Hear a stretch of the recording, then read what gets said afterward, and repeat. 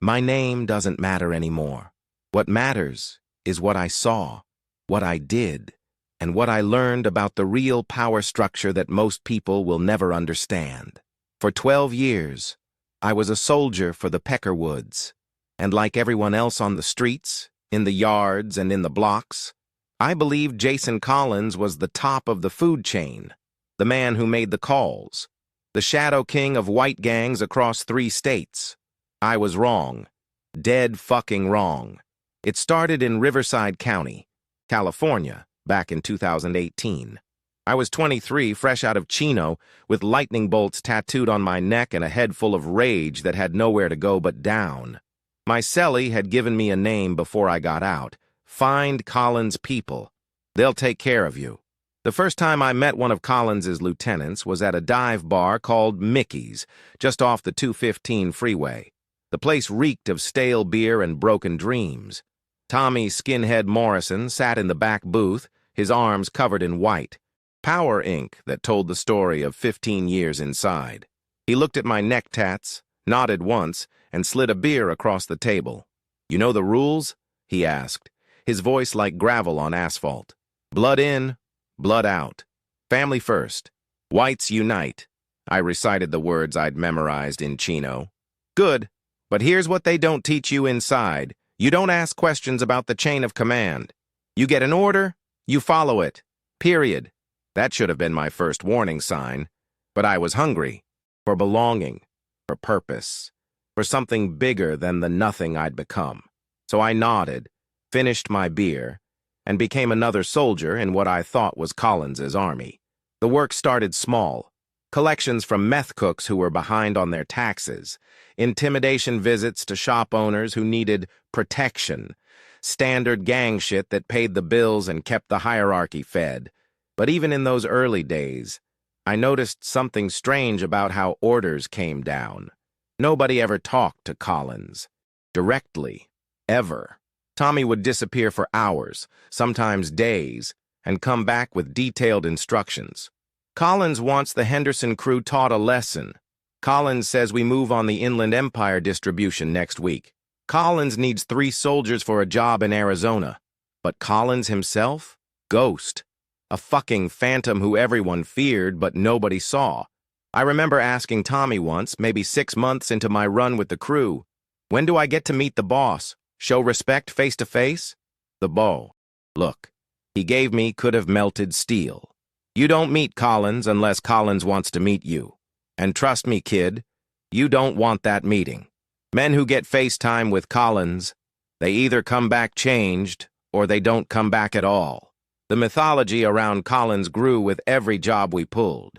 Stories passed down from older members, whispered in county lockups, carved into cell walls across the California prison system. They said he'd killed his first man at 14, that he'd orchestrated the assassination of 3 rival gang leaders from inside solitary confinement, that he could order hits in 5 states with a single phone call. But here's what nobody talks about in those stories. The strange gaps, the inconsistencies that only become clear when you're living inside the machine.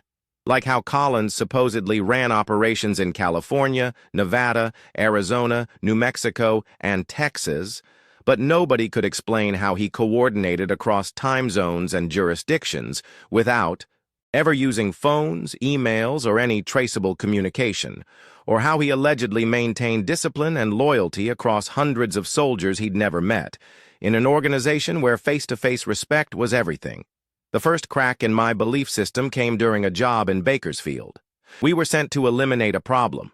A former soldier named Derek Mills, who'd been talking to federal investigators about meth distribution networks.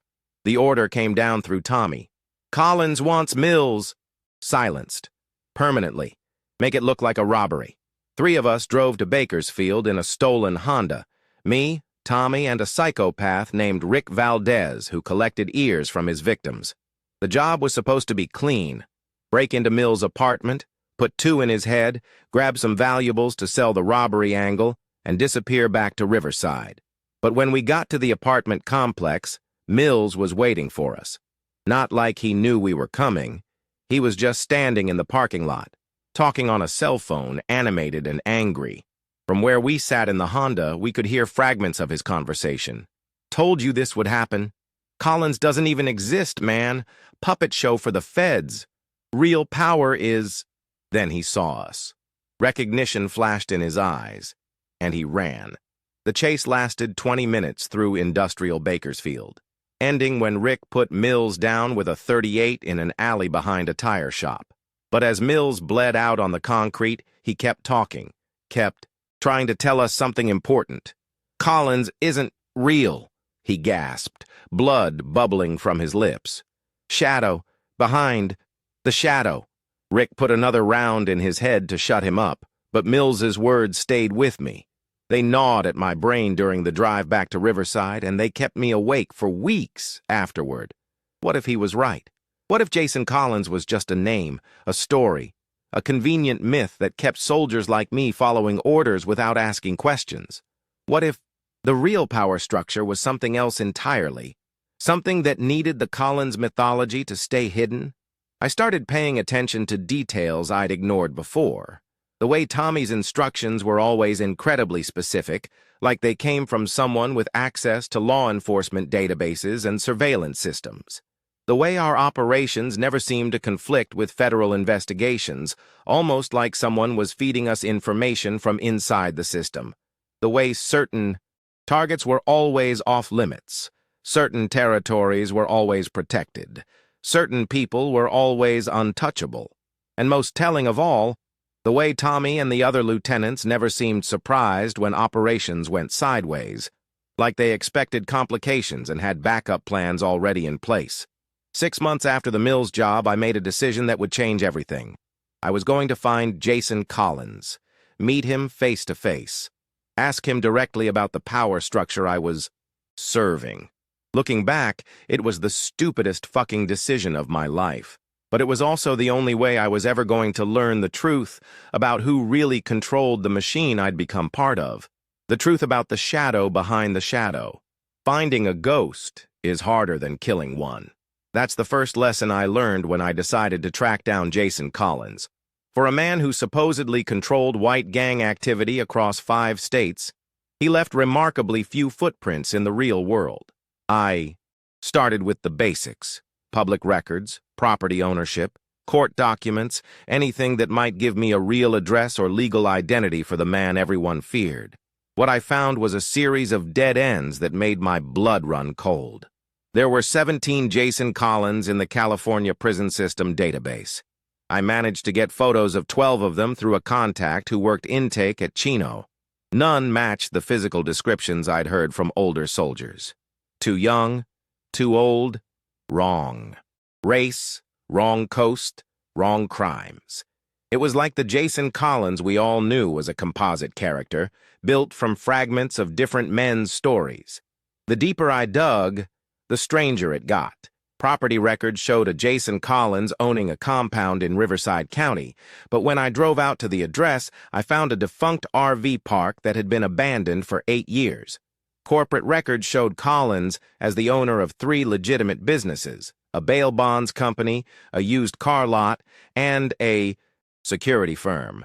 But all 3 had been closed for tax violations, and their employees had scattered to the wind. Even the stories didn't add up when you started asking specific questions. Old-timers would tell you Collins had killed Hector Ramirez, the Latin King's shot caller, back in '09. But then you'd talk to someone else who swore Collins had ordered the hit on Ramirez while he was locked up in Pelican Bay. Both stories couldn't be true, but both storytellers would stake their lives on their version. It was Tommy who finally gave me my first real lead, though not intentionally. We were sitting in Mickey's again, planning a move on a crystal meth operation that had been cutting into our territory. Tommy was laid out on the table with blueprints, surveillance photos, and a detailed timeline that showed he'd been watching the target for weeks. The level of preparation was impressive and expensive, the kind of operation that required resources, manpower, and information that came from somewhere with serious funding. "Where does all this intel come from?" I asked, trying to sound casual. "This is federal-level surveillance shit." Tommy looked up from the blueprints, and for just a second, I saw something in his eyes that looked like fear. "Collins has sources," he said, but his voice carried a warning. "Good sources. Sources that keep us ahead of the competition and out of federal custody. That's all you need to know. But how does he maintain those sources? What's he trading? For this kind of information?" The question hung in the air between us like smoke from a gunshot. Tommy carefully rolled up the blueprints, slid them into a tube, and looked at me with the kind of expression you see right before someone pulls a trigger. "You're asking dangerous questions, soldier. Questions that get men buried in the desert. Collins' business is Collins' business. Your business is following orders and keeping your mouth shut." But then he said something that changed everything. "You want to know where the intel comes from? Fine. Tomorrow night, midnight, meet me at the Cabazon Dinosaurs off the 10. Dress clean, no colors, no ink showing. And bring your birth certificate, social security card, and driver's license. Original documents, no copies." The Cabazon Dinosaurs are these massive concrete sculptures in the middle of the Mojave Desert, built in the 70s and famous from that old Pee Wee Herman movie. It's the kind of place where you meet for drug deals, body dumps, or conversations that can't happen anywhere civilized. Driving out there at midnight felt like driving to my own execution. Tommy was waiting by the Brontosaurus, smoking a cigarette and checking his watch. When he saw me, he flicked the cigarette into the sand and gestured for me to follow him toward a black SUV parked behind the T-Rex. "Get in the passenger seat," he said. "Keep your mouth shut, your eyes forward, and your hands where they can be seen at all times." The driver was a woman I'd never seen before, mid-40s, blonde hair pulled back in a severe bun, wearing a business suit that probably cost more than I'd made in the past year. She looked like a lawyer or a federal agent, not someone who ran in gang circles. When I got in the car, she handed me a non-disclosure agreement that was 12 pages long and written in legal language I couldn't fully understand. "Sign it," she said, her voice carrying the kind of authority that comes from years of giving orders to dangerous men. "Every page, every line. If you talk about tonight to anyone, ever, the consequences will be permanent." I signed the papers because walking away wasn't an option. Tommy had made that clear when he'd suggested this meeting.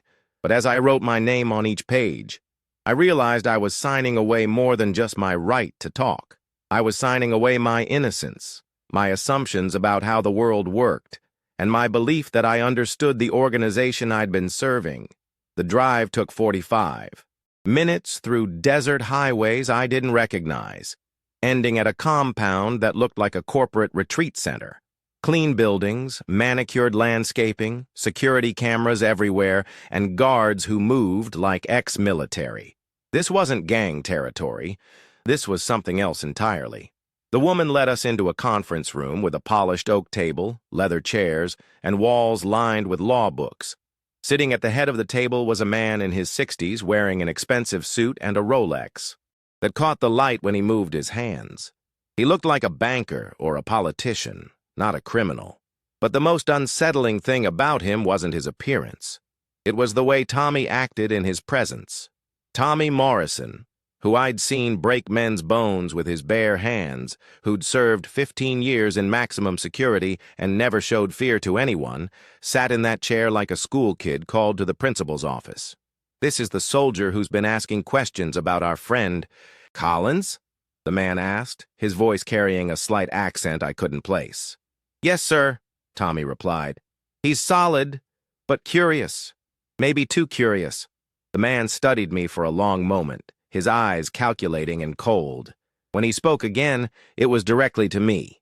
"Tommy tells me you want to meet Jason Collins, that you have questions about how our organization operates, how information flows, how decisions are made. Is that correct?" I nodded, not trusting my voice to stay steady. "Good. I appreciate intellectual curiosity, even when it's potentially dangerous. So let me satisfy that curiosity with some truth, and then you can decide whether you want to continue asking questions or whether you'd prefer to remain a loyal soldier who follows orders without needing to understand the larger picture." He reached into a briefcase and pulled out a photograph, a surveillance shot of me taken outside my apartment 3 days earlier. Then another photo, this one of my ex-girlfriend, Sarah, walking to her car. Then photos of my mother, my brother, my cousin David, who lived in Oregon. Power, he said, spreading the photos across the table like playing cards, is not about who people think is in charge. It's about who actually controls the flow of information, resources, and consequences.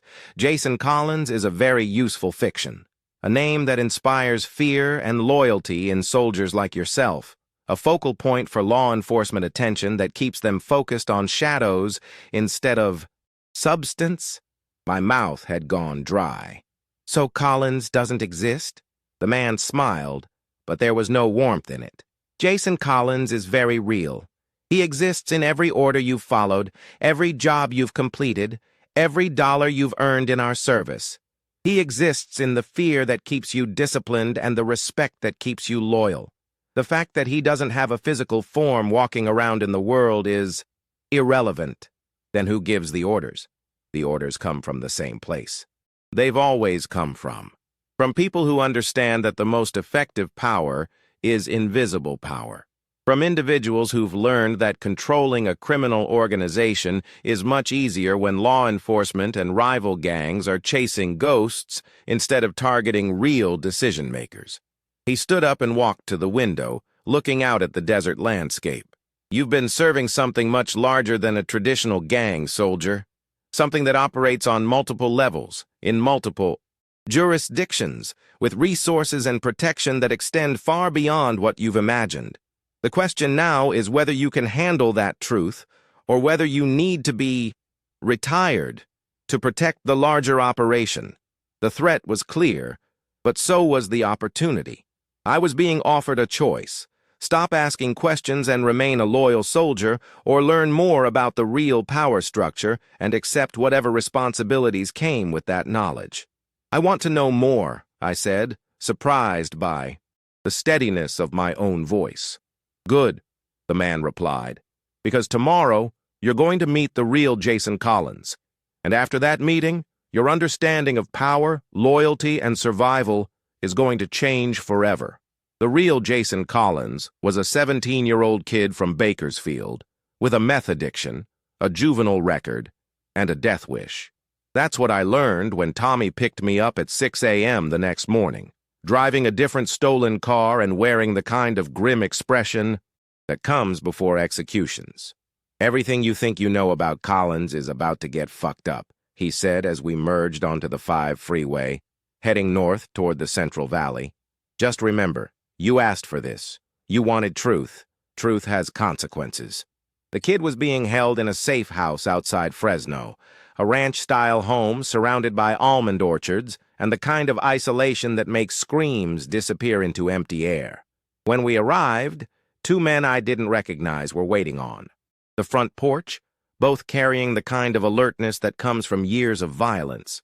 Inside, tied to a kitchen chair with zip ties and duct tape, was the most pathetic excuse for a criminal mastermind I'd ever seen. Skinny, pale, covered in prison tattoos that looked like they'd been done with ballpoint pens and safety pins, track marks up both arms, a black eye that was 3 days old, and the shaky hands of someone deep in withdrawal. "Meet Jason Collins," Tommy said, pulling up a chair and sitting backwards on it like he was about to interrogate a suspect. "Real name Jason Matthew Collins, age 17, currently wanted on 3 outstanding warrants for possession, theft, and violation of probation. Been using our name for about 8 months now, telling people he's connected to our organization." The kid looked up at me with eyes that were trying to project toughness, but couldn't hide the terror underneath. "I didn't mean no harm, man. I just needed respect on the yard. Needed protection. Using the name kept me alive inside." "Kept you alive inside," Tommy repeated, his voice flat and dangerous. "But now you're outside, and you're still using the name, still claiming to represent our interests, still taking money and making promises in the name of Jason Collins." That's when I understood what was happening. This kid wasn't the Jason Collins we'd been serving. He was just another street criminal who'd figured out that claiming connection to the mythical Collins gave him credibility and protection in certain circles. But by using the name, he'd become a liability that needed to be eliminated. "How many of these are there?" I asked Tommy. How many people are running around claiming to be Collins? More than you'd think. The name has power, so people try to borrow that power. Most of them are harmless, just small-time criminals who drop the name to avoid getting their ass kicked in county lockup. But this one, Tommy grabbed the kid's chin and forced him to make eye contact. This one has been making deals with federal informants, promising information about Collins' operations in exchange for reduced sentences. The kid tried to shake his head, but Tommy's grip was too tight. I don't know nothing about no operations. I just made shit up, told them stories I heard on the yard. Stories you heard on the yard, Tommy repeated. Stories that happen to match real operations we've conducted. Stories that include details only someone with inside knowledge would know. That's when the bigger picture started coming into focus. The mythology around Jason Collins wasn't just useful for inspiring fear and loyalty among soldiers like me. It was also valuable to federal law enforcement, who were desperate for any informant who claimed inside knowledge of white gang operations. A kid like this, claiming to be connected to Collins, could trade fictional information for real benefits, reduced sentences, witness protection, cash payments. But the information he was trading wasn't entirely fictional. Somehow, he was getting access to real details about our operations, which meant someone was feeding him intelligence, someone who wanted federal attention focused on the Collins mythology instead of the real power structure. Where did you get the operational details? I asked the kid directly. The stuff you told the feds about our meth distribution networks, our weapons suppliers, our territorial boundaries, that information was accurate. The kid's eyes darted between Tommy and me, calculating whether honesty might keep him alive a few minutes longer. There's this dude who comes to see me sometimes. Older guy, real professional looking. He gives me information about gang activities, tells me to memorize it and repeat it if anyone asks. Says it helps keep law enforcement focused on the wrong targets.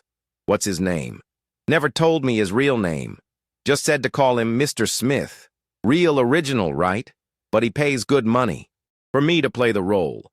$500 a month plus protection inside when I get violated back to county. Tommy and I exchanged looks.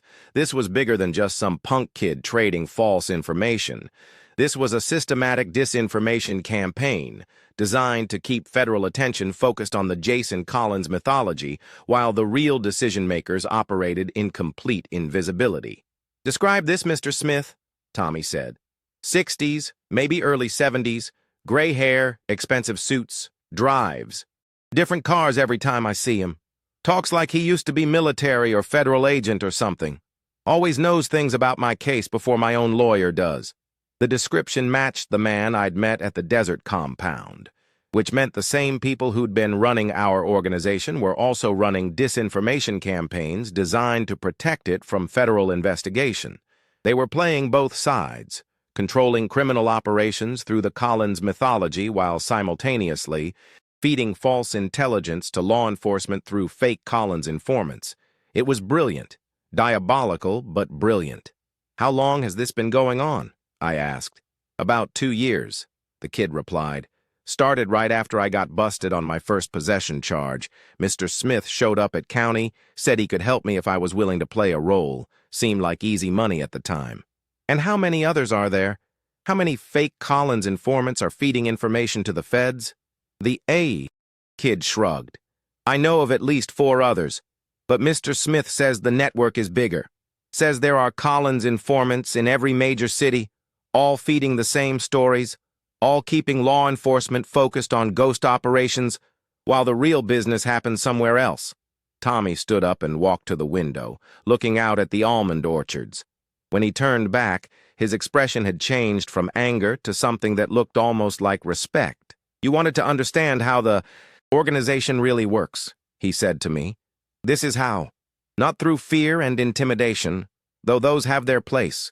Not through traditional gang hierarchy, though that provides useful structure. Through information control.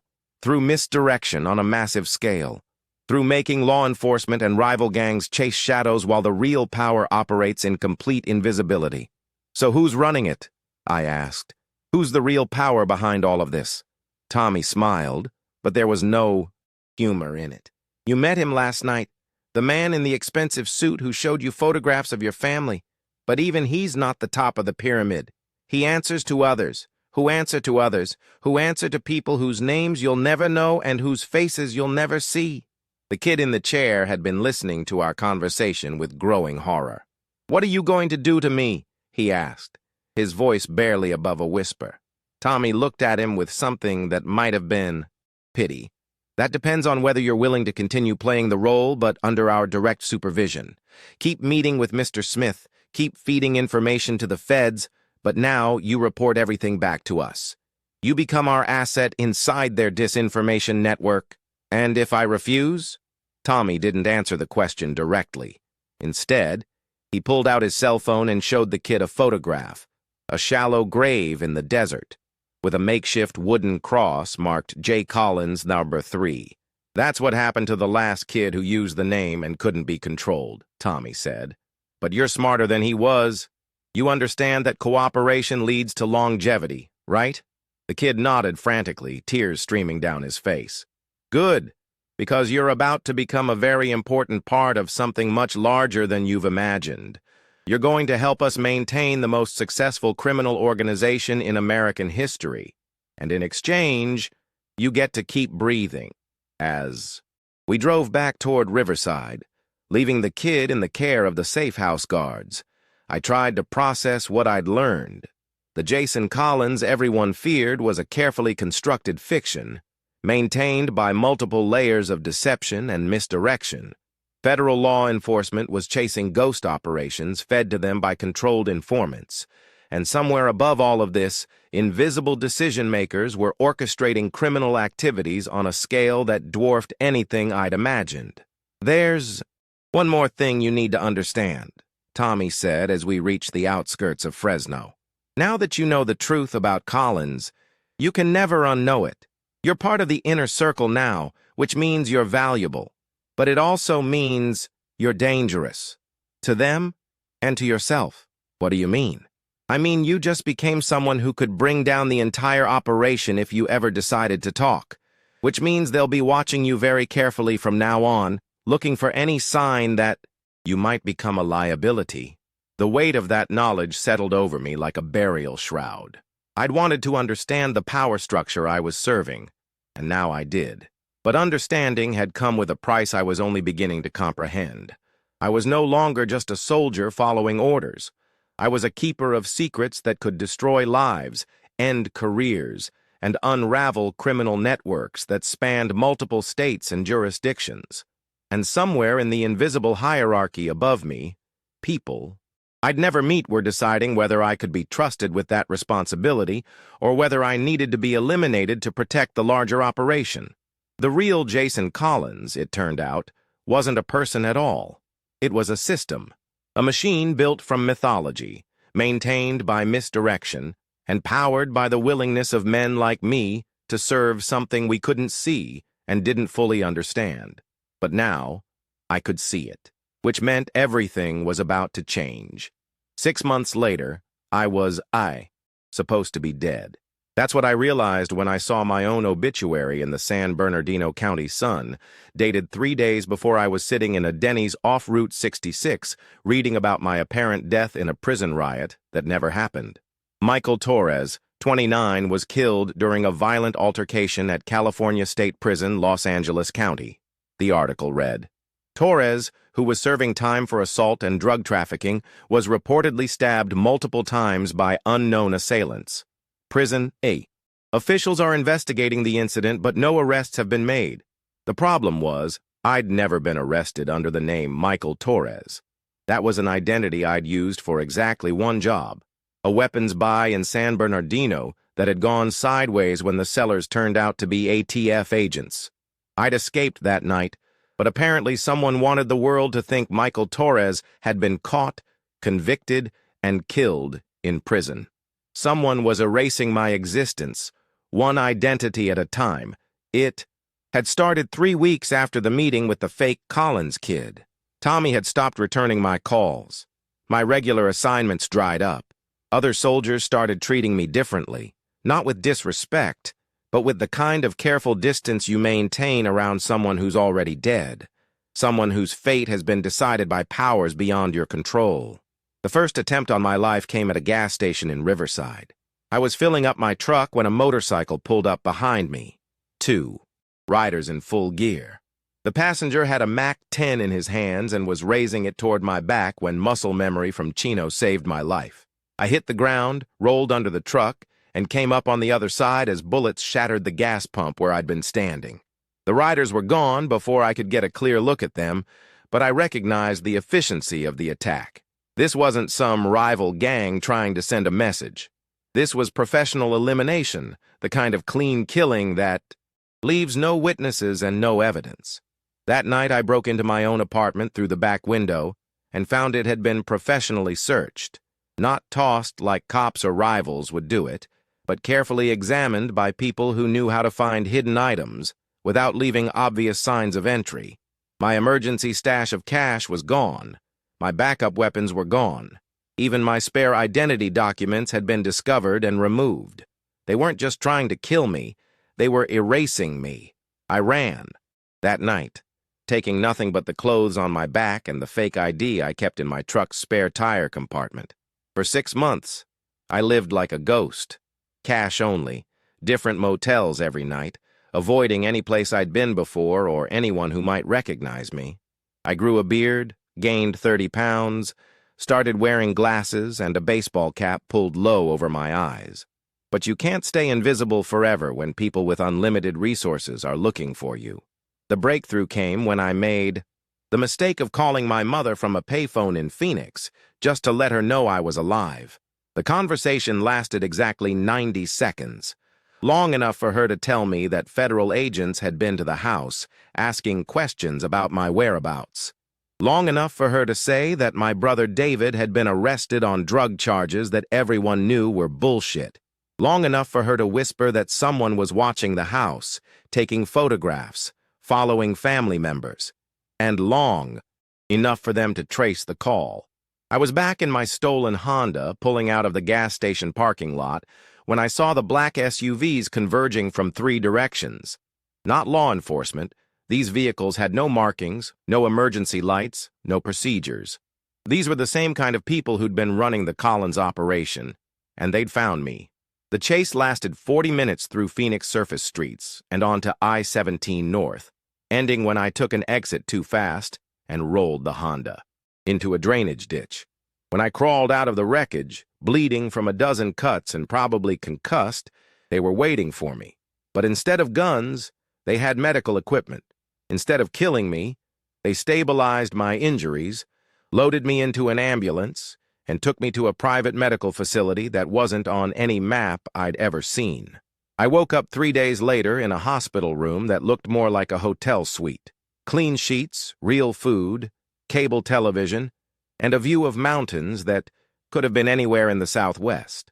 The man in the expensive suit was sitting in a chair beside my bed, reading a newspaper and sipping coffee from a ceramic mug. "You're a remarkably difficult man to kill," he said without looking up from his newspaper. "We've tried 3 times now, and you keep surviving through some combination of paranoia, luck, and prison-acquired survival skills. I'm beginning to think elimination might not be the most efficient solution to our problem." "What problem?" I asked, my voice hoarse from the breathing tube they'd removed that morning. "You know too much about our operations, and you've proven unable to simply accept that knowledge quietly. You keep investigating, asking questions, trying to understand the full scope of what you've become part of. That level of curiosity is dangerous to an organization that depends on compartmentalized ignorance." He folded the newspaper and looked at me directly. "But it's also potentially valuable. A man, with your skills and knowledge, properly motivated and carefully supervised, could be useful in ways that a simple soldier could never be. What are you offering? Partnership, not equality. You're too far down the hierarchy for that. But participation in the larger operation, with full knowledge of how the system works and why. In exchange, you help us maintain the fiction that keeps everyone else in line." He reached into his briefcase and pulled out a thick folder. "These are the real statistics on our organization. Gross annual revenue across all operations, $2.8 billion. Active personnel in 17 states, approximately 4,200 soldiers, 340 lieutenants, and 67 regional coordinators. Federal agencies currently investigating our activities: FBI, DEA, ATF, and U.S. Marshals. Success rate of those investigations over the past 5 years: 0 convictions of anyone above the soldier level. The numbers were staggering, but it was the next document that really got my attention. An organizational chart that looked like a corporate structure, with boxes and lines showing reporting relationships, resource allocation, and decision-making authority. At the very top, instead of names, were titles: Board of Directors, Executive Committee, Regional Supervisors. Who are they? I asked, pointing to the top of the chart. People you'll never meet, operating businesses you'll never see, making decisions that affect operations across multiple criminal enterprises. The Collins Network is just one branch of something much larger, a consortium of criminal organizations that have learned the value of cooperation over competition.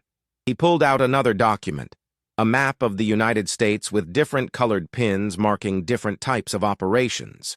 Red for drug manufacturing and distribution, blue for weapons trafficking, green for money laundering, yellow for human trafficking, purple for political corruption and law enforcement infiltration.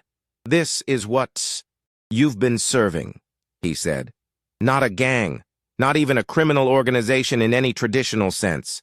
A shadow economy that operates parallel to the legitimate one, with its own supply chains, its own human resources departments, its own research and development divisions. And the Collins mythology, one of our most successful innovations. By creating a fictional leader that everyone fears but no one can identify, we've built an organization that can't be decapitated. Law enforcement can't. Arrest Jason Collins because he doesn't exist. Rival organizations can't eliminate our leadership because they're chasing ghosts. And soldiers like you remain loyal because you're serving something larger than any individual. He stood up and walked to the window. But maintaining that mythology requires constant work. We need people who understand the system to help us manage the people who don't. We need intelligent soldiers who can think strategically while still following orders. We need men who've proven they can survive when the organization turns against them. And if I refuse, then you go back to being a target. We release your real location to every rival organization and federal task force that's been looking for you. Your family continues to face harassment and legal problems. And eventually, we get lucky, and one of our elimination attempts succeeds. The choice wasn't really a choice at all. I could join the inner circle of an organization that had tried to kill me, or I could spend the rest of my short life running from people with unlimited resources and no moral constraints. What would I have to do?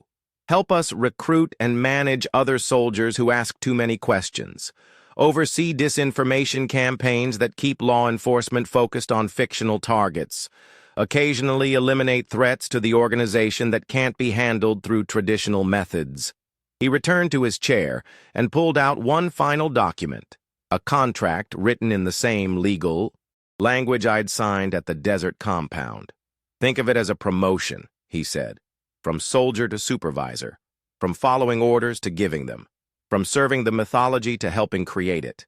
I signed the contract because I wanted to live, but as I wrote my name on each page, I realized I was signing away the last of my humanity, the final pieces of my soul that the organization hadn't already claimed. 6 months later, I was running my own crew of soldiers who thought they were working for Jason Collins. I was feeding disinformation to federal informants, managing fake Collins personas across 3 states, and personally eliminating threats to the organization's security. I had become everything I'd once feared and respected about the Collins mythology. I was the shadow behind the shadow, the invisible hand that moved pieces across the board while staying completely hidden from view. But the real horror wasn't what I'd become. It was how easy it had been to become it. The first soldier I recruited was a kid named Marcus Webb, fresh out of Corcoran with lightning bolt tattoos and the same hungry desperation I'd carried when Tommy first recruited me. I sat across from him in the same dive bar where my own journey had begun, gave him the same speech about loyalty and brotherhood, and watched his eyes light up with the same desperate hope that had once burned in mine. "You ever heard of Jason Collins?" I asked him, just like Tommy had asked me. "Everyone's heard of Collins," Marcus replied. "Dude's a fucking legend. Controls everything from the Pacific to the Rockies. How would you like to work for him?" The conversation that followed was nearly identical to the one that had changed my life 3 years earlier. Same promises, same warnings, same careful mythology designed to inspire loyalty without revealing truth. But this time, I was the one controlling the narrative, feeding the legend, perpetuating the lie. And I was good at it, terrifyingly good. Within 6 months, I was running 47 soldiers across California, Nevada, and Arizona. They all believed they were working for Jason Collins. They all followed orders without question, driven by the same combination of fear and respect that had once motivated me. And none of them suspected that their orders were coming from someone who'd once been exactly like them. The disinformation campaigns were even more sophisticated than I'd imagined. We had fake Collins informants in 12 federal facilities, all feeding carefully crafted intelligence to law enforcement agencies. The information was detailed enough to seem credible, but always pointed investigators toward operations that had already been shut down or people who were already dead. Meanwhile, the real operations continued in complete invisibility. Drug manufacturing facilities that were never mentioned in any intelligence reports. Weapons trafficking networks that operated through legitimate businesses. Money. Laundering operations that moved billions of dollars through channels that federal investigators didn't even know existed. I spent 18 months in that role, building the organization's power while slowly destroying my own soul. Every order I gave, every lie I told, every soldier I recruited was another step away from the man I'd once been. But the alternative was death. And I'd learned that survival trumps morality when you're operating in a world where both are luxuries. The end came not from law enforcement or rival organizations, but from my own conscience. A job that pushed me past a line I didn't even know still existed. Her name was Rebecca Martinez, and she was an investigative journalist for the Los Angeles Times who'd been writing about connections between white gangs and political corruption in Riverside County. Her research was getting uncomfortably close to some of our legitimate business fronts, and the decision came down from the board of directors. Eliminate the threat. The file they gave me contained everything about her life. 28 years old, unmarried, lived alone in a downtown LA apartment. No criminal record, no gang connections, no reason to die except that she was asking the right questions and getting too close to the truth. This wasn't gang business. This wasn't criminal justice. This was murdering an innocent woman because she was good at her job. I took the assignment because refusing would have meant my own death. But for the first time in 4 years, I couldn't follow through. I sat in my car outside her apartment building for 3 nights, watching her come and go, and I couldn't pull the trigger. Not on her, not anymore. Instead, I did something that guaranteed my own destruction. I warned her. The conversation lasted 10 minutes in a coffee shop in Koreatown. I told her she was in danger, that powerful people wanted her dead, that she needed to disappear immediately. I gave her $50,000 in cash and a contact who could provide new identity documents. I told her to run and never stop running. She asked me why I was helping her, and I gave her the only honest answer I had left, because I'm tired of being the monster in other people's nightmares. 3 days later, my handlers discovered that Rebecca Martinez had vanished. They didn't need an investigation to know who had warned her. There was only one person with access to her file who had both the means and the opportunity to help her escape. The execution. Order came down within hours. Not elimination this time. Public execution, designed to send a message to anyone else who might be tempted to develop a conscience. But I'd learned from my previous experience. I'd been planning my own escape for months, building new identities, hiding resources, preparing for the day when the organization would turn against me again. When the kill teams came for me, I was already gone. That was 2 years ago. Since then, I've been living off the grid, moving, constantly, staying ahead of hunters who never stop looking. I've changed my face, my fingerprints, my entire identity. I've become someone else entirely, someone the organization can't find, because he doesn't exist in any database they can access. But I'm telling this story now because I'm dying. Cancer, the doctors say. 6 months, maybe 8, if I'm lucky. And I realized that taking these secrets to my grave would be the final victory for people who've built their power on silence and invisibility. The Jason Collins that soldiers like Marcus Webb still fear and respect is a fiction. But the organization behind that fiction is real, and it's more powerful than anyone imagines. It's a shadow economy that operates with the efficiency of a Fortune 500 company and the ruthlessness of a military dictatorship. They control politicians, judges, and law enforcement officials across 17 states. They move more drugs than the cartels, more weapons than the military contractors, more money than some small countries, and they do it all while remaining completely invisible to the people whose job it is to stop them. The worst part isn't what they've built. It's how they've built it. Not through violence alone, though violence is always an option. Not through corruption alone, though corruption is a useful tool. They've built it through systematic deception, through creating mythologies that make people want to serve something they don't understand. Every soldier who joins, their organization thinking he's working for Jason Collins, becomes a willing participant in his own deception.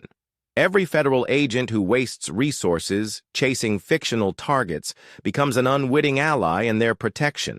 Every journalist who writes about the legendary Collins instead of investigating the real power structure becomes a propagandist for their continued invisibility. I was one of those soldiers once. Then I became one of their handlers. And now I'm the only person still alive who's seen the organization from both sides and lived to talk about it. That's why I'm telling this story. Not for redemption. I'm too far gone for that. Not for revenge. They're too powerful to be touched by one man's confession. I'm telling it because someone needs to know how they operate, how they recruit, how they maintain control through mythology and misdirection. Someone needs to know that the most dangerous criminal organization in American history isn't run by the people you fear. It's run by people you've never heard of, making decisions you'll never see, protected by myths that make their enemies chase ghosts while the real power operates in complete darkness. Jason Collins doesn't exist, but the people who created him do, and they're still out there. Still building their shadow empire, still recruiting soldiers who think they're serving a legend. The only difference is that now you know the truth. The question is, what are you going to do with it? Because once you know how the machine really works, you can't unknow it. And in this organization, knowledge like that makes you either very valuable or very dangerous. Sometimes both, and that's a burden I wouldn't wish on anyone. But it's yours now. Welcome to the shadow behind the shadow.